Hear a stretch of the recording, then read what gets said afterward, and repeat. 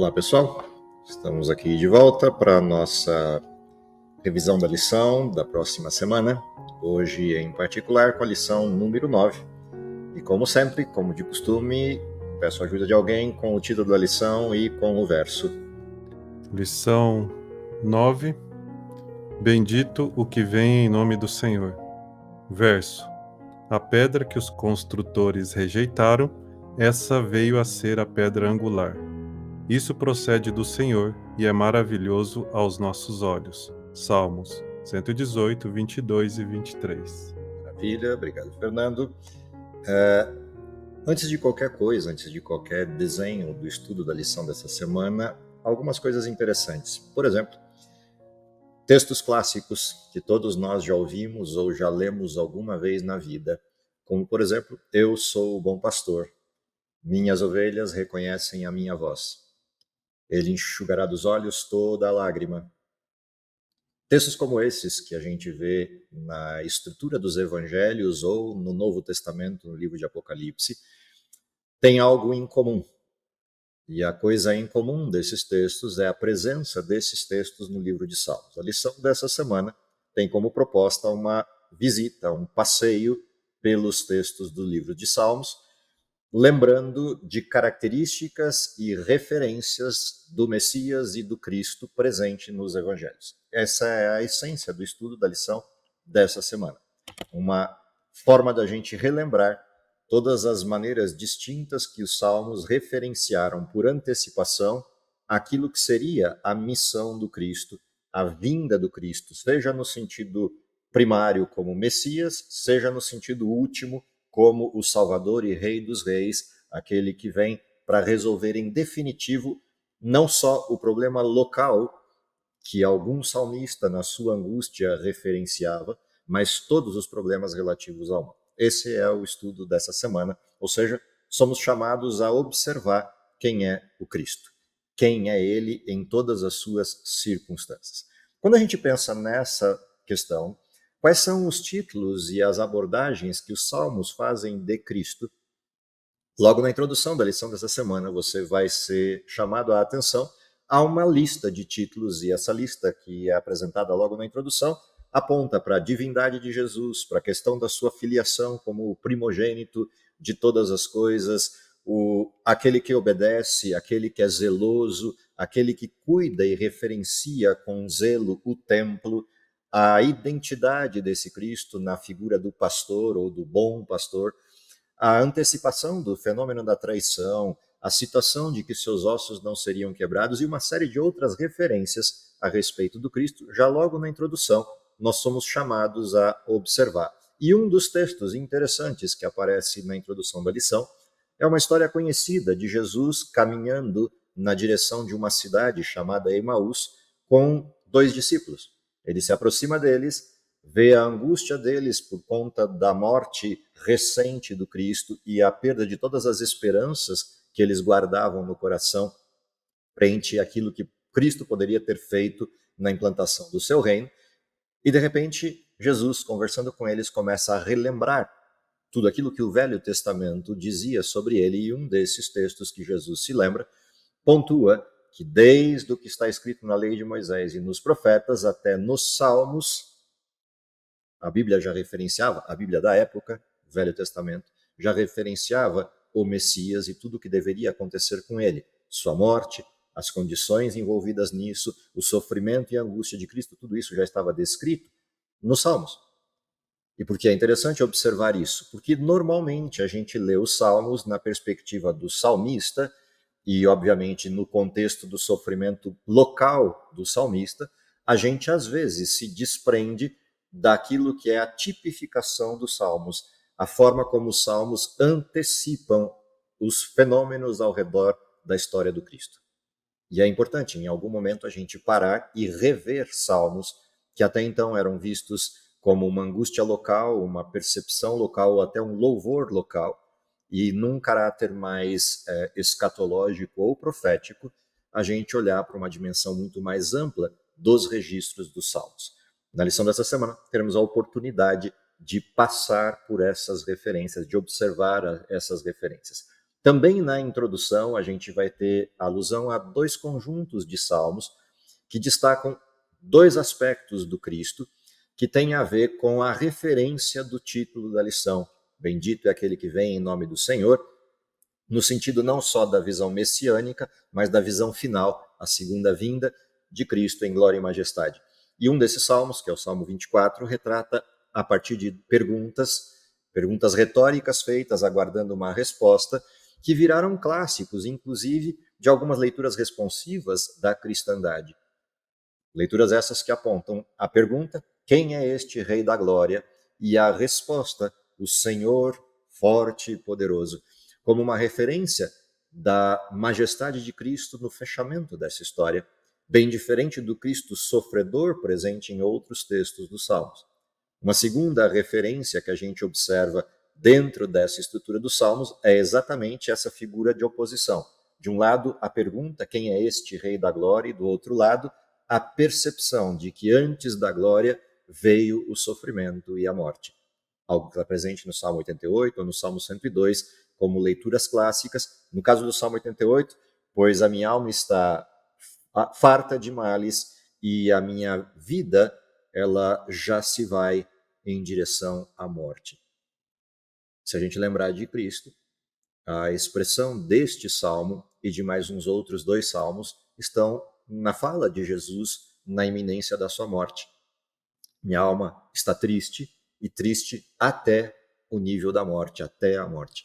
São referências de salmos que Jesus vai recitando, mostrando o cumprimento daquilo que de forma típica estava pontuado nos salmos por antecipação.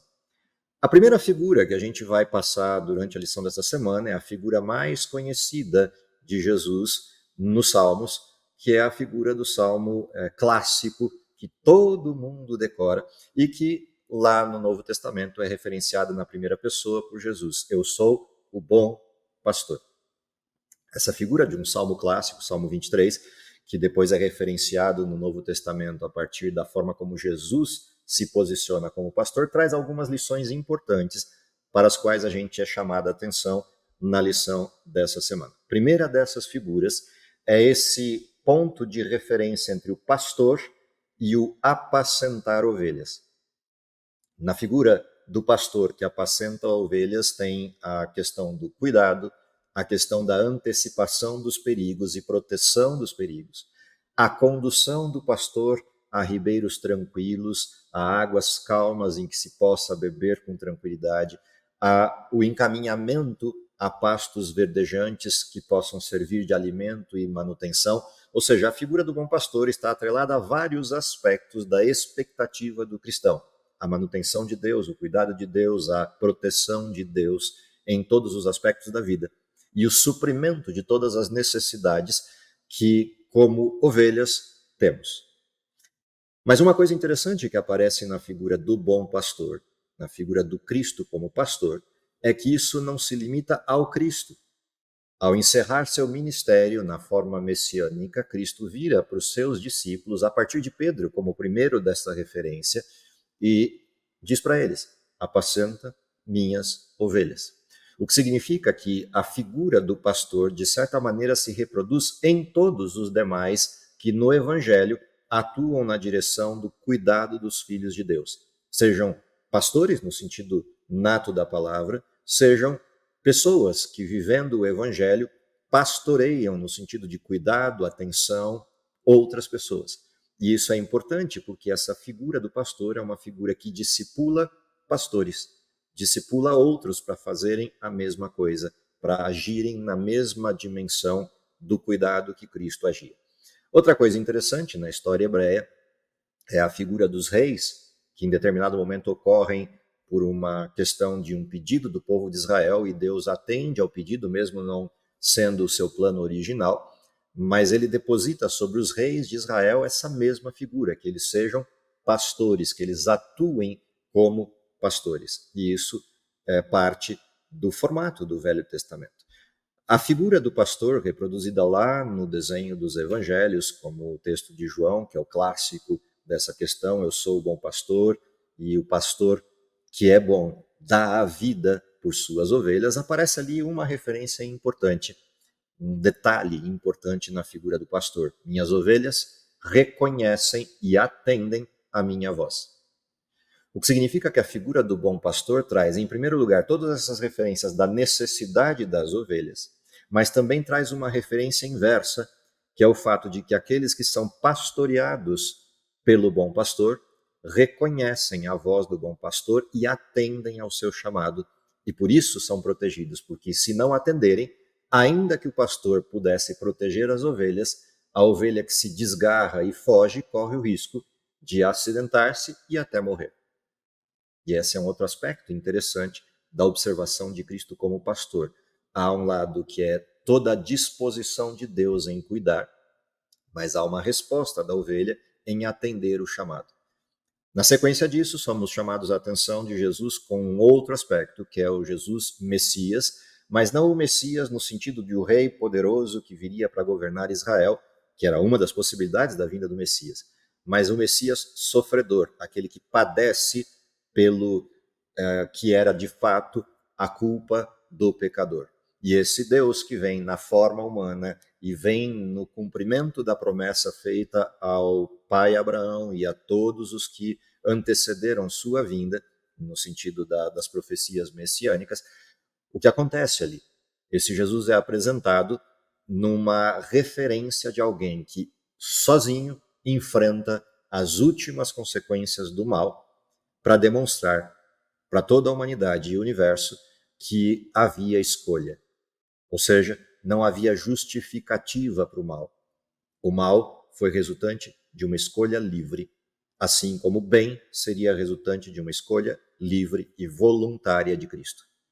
Neste contexto, como tudo ao redor de Cristo é mal, Cristo padece, Cristo vive num desenho de sofrimento, porque o contraste entre o mal residente no mundo e nas pessoas que habitavam no mundo e a bondade inerente de Cristo como aquele que vem como uma ovelha sem mácula para pagar o preço do pecado, entram em choque, entram em contradição direta. E isso provoca que todas as atenções do mal, neste momento da existência de Cristo enquanto Messias, se voltam para ele na tentativa de impedir a execução do plano de salvação. E é interessante a gente lembrar disso quando lê os salmos que descrevem o sofrimento de Cristo. Parte desses salmos, como o 22, que descreve o desamparo, a sensação de isolamento, a sensação de estar sozinho. Esse salmo é muito importante nesta referência, quando a gente pensa, obviamente, que estar vivendo de forma totalmente distinta do restante inteiro do mundo não é uma tarefa simples. De certa maneira, essa figura do Messias sofredor ilustra um pedacinho do que todos os salvos que estiverem vivos na proximidade, na iminência da vinda de Jesus, terão a oportunidade de sentir durante um pedaço, um tempo da história, enquanto a maldade do mundo vai ao seu nível extremo e as rédeas, literalmente, do mundo são soltas para que o mal se manifeste na sua forma mais ampla e mais completa possível. Naquele momento, teremos a chance de entender um pouquinho do que foi o que Cristo padeceu durante o período em que esteve aqui. Outro salmo clássico que abriu a lição dessa semana é o salmo que descreve a pedra angular, a pedra que os construtores rejeitaram, e ela é posta como pedra principal, a pedra de ângulo de uma construção. Uma analogia, obviamente, ao que a gente conhece hoje, não no sentido estrutural, mas no sentido comemorativo, de pedra fundamental. Obviamente, no contexto da época, a pedra angular era a pedra que iniciava o desenho da construção e era a pedra de sustentação principal de um desenho inicial de construção. O que é interessante aqui, o interessante dessa figura é que ele é a pedra angular e todos nós somos pedras que vamos agregando esta construção. Todos ancorados em Cristo, todos depositados nesse alicerce que é Cristo, formam então essa construção prevista por Deus, chamada igreja, chamada povo de Deus. E isso aqui traz uma lição interessante, que é a lição de que se a pedra angular foi rejeitada, não será diferente com as pedras que estão ligadas a ela. E Jesus deixa isso muito claro lá no Sermão da Montanha, no finalzinho das Bem-aventuranças, quando ele pontua a questão das perseguições, maledicência e sofrimento dos filhos de Deus em função de defenderem e seguirem a justiça. O resultado será uma contradição com o mundo, e essa contradição provoca o mundo na direção de perseguir o povo de Deus ou de maldizer o povo de Deus. E a advertência de Cristo é: não se preocupa no sentido de achar que você é o único que está sofrendo, porque assim aconteceu com todos os que vieram antes de você. Na sequência, nós vamos ser chamados a outra percepção do Cristo, que é o Cristo que promove uma aliança com os seus filhos. E essa é uma estrutura interessante quando a gente lembra do Velho Testamento, na figura da aliança feita lá no Éden com Adão e Eva, na sequência a aliança feita com Noé, a aliança feita com Abraão, a aliança feita com os sujeitos que seguiram essa história até o povo de Deus, como Moisés, Josué e outros, a sequência de alianças repetidas, revitalizadas no sentido de lembrar-se no período dos reis e assim sucessivamente até a vinda do Messias, cumprindo a primeira grande parte desse pacto ou aliança feita com seu povo, que é o pacto da salvação. Essa aliança é uma aliança que permanece fiel, permanece íntegra, a despeito da rejeição humana. E os Salmos retratam este aprendizado, de que, embora o ser humano tenha rejeitado sua parte ou descumprido sua parte na aliança, Deus continuará sendo fiel para cumprir a sua parte em favor de seus filhos. E aguarda pacientemente que os seus filhos retornem à aliança. Portanto, duas questões importantes. Uma que é uma promessa, Deus não desiste de nós, e a outra que é uma advertência. Deus nos aguarda, mas essa espera pode ter um fim, essa espera pode acabar. Dentro desse contexto, a gente vai para lembrar de algumas questões, que é a figura de Jesus como aquele que tem a primazia nesse formato da aliança, principalmente na ligação com a criação. Vem uma figura de discussão importante na lição, que é a questão do conceito da palavra primogênito. Aconselho que prestem um pouquinho atenção nisso, principalmente por uma questão, que é alguma distorção doutrinária dos tempos atuais que aponta na direção de que a palavra primogênito tenha implicações de que Cristo tenha sido criado. Quando o Salmo vem à tona na demonstração de Davi como primogênito, fica evidente que a aplicação dessa palavra no contexto hebraico, no contexto do povo da época, é uma aplicação de primazia e não de geração, de processo genético, de processo de nascimento, mas sim de processo de prioridade, de hierarquia, de colocar alguém no topo do processo. E aí a gente compreende o que é a palavra primogênito aplicada a Jesus nas múltiplas formas em que ela aparece. Primogênito da criação, primogênito da ressurreição, primogênito de Deus. São referências da primazia, aquele que ou é igual a Deus, ou aquele que está adiante de Deus, ou aquele que está na figura como o primeiro referencial de ressurreição, como vida pessoal, vida própria, para poder fornecer a outros a possibilidade de vida. É importante atenção nesse detalhe que aparece nessa lição, relembrando este fato a partir da referência de Davi. Na sequência, no meio da semana, a gente chega à percepção, então, de Deus como rei. E aí vem à tona todos os salmos que exaltam esse poder de Deus como o rei eterno, o rei que é inigualável, o poderoso, o majestoso, o soberano de toda a terra, que, em certo sentido, repete alguma coisa que a gente já viu lá atrás na terceira lição do trimestre, mas não só. Porque lá a gente via a figura de Deus no sentido pleno, podendo aportar aquela referência ao Pai e ao Filho, mas aqui exclusivamente os textos que nós vamos ver nessa semana são textos que exaltam a soberania do Filho, exaltam o poder do Cristo como o poder de Deus. E isso é importante, porque a exaltação de Cristo como divino, como soberano e igualando Cristo com Deus é uma referência importante para a compreensão dos elementos que aparecem no Novo Testamento, que justificam a divindade de Jesus. Posto isso, a gente vai para a sequência, na última lição da semana, que é a apresentação de Jesus como sacerdote, e não um sacerdócio qualquer, no sentido de comparação com o sacerdócio levítico, mas o sacerdote da ordem de Melquisedeque. E aqui os salmos vão conversar com o livro de Hebreus. E a junção dos salmos que retratam o sacerdócio de Cristo, Salmo 110, com o texto de Hebreus, capítulo 1, 2, 3 e 4, principalmente, vão dar para a gente uma percepção interessante a respeito do significado deste sacerdócio que é único. Ou seja, Jesus sendo pontuado como um sacerdócio distinto, diferente do restante do sacerdócio, é colocado como aquele que é a referência para todos os demais serviços de sacerdócio.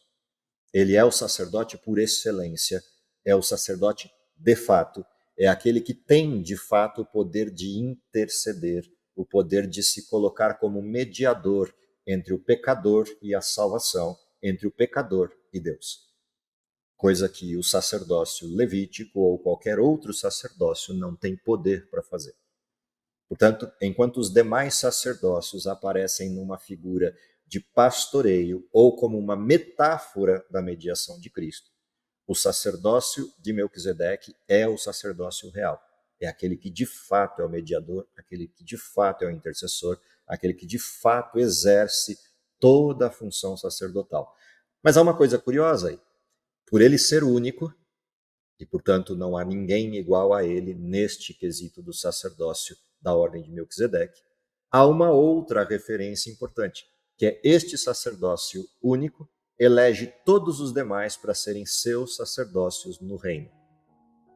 E portanto, derivado desse sacerdócio principal, vem a nossa missão como sacerdotes colocados ou postos por Cristo.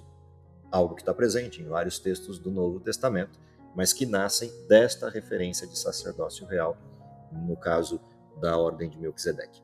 O que é importante na lição dessa semana, olhando esses tópicos todos que a lição vai abordar, é a gente lembrar que o cuidado na percepção dessas características de Cristo, o cuidado no entendimento dessas características e principalmente na aplicação delas à nossa vida, esse cuidado é importantíssimo para evitar desvios de compreensão a respeito da natureza ou da pessoa do Cristo.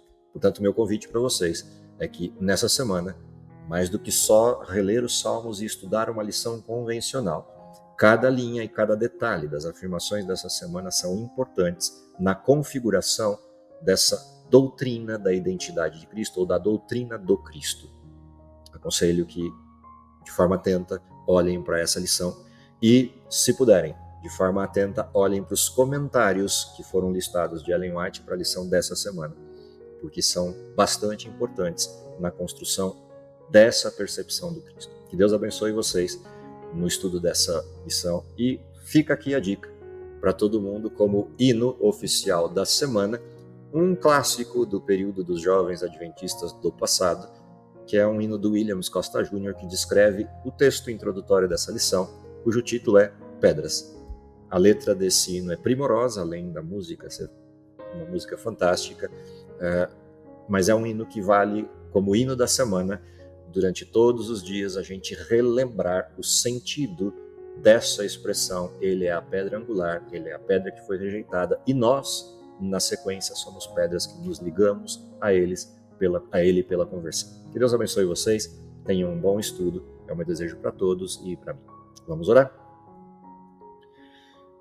Querido Pai que está nos céus, te agradecemos pelo dom da vida, te agradecemos pela oportunidade que temos de sermos chamados teus filhos, te agradecemos pela manifestação maravilhosa do teu Filho em favor de cada um de nós em todas as nossas necessidades. O Pai que necessitamos, o amigo, o protetor, o cuidador, mas acima de tudo, o Salvador e Redentor de toda a nossa história. Dá, Senhor, que possamos aceitá-lo, principalmente como soberano e Senhor da nossa vida, nos preparando para um dia estarmos diante dele para vivermos a eternidade. Perdoa os nossos pecados, protege-nos com teus paternais cuidados, é o que lhe pedimos por Jesus. Amém.